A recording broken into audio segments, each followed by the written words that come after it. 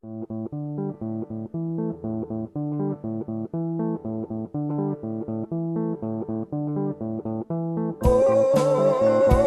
you wasting time.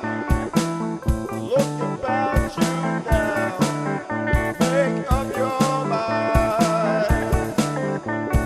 All these years of parents talking, youth they're stocking bad ideas. Could it be that we're mistaken and are living out our fears? People think that we're so worthy. Where are all the worthies now? We need to see that we mean nothing and stop feeling goddamn proud. I don't say all this to shock you or to be the odd one out. If we could just see things different, there would be no mess to sort out.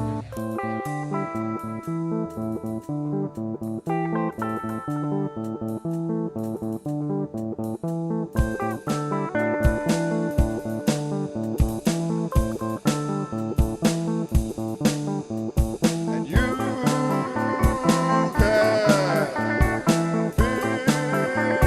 it out.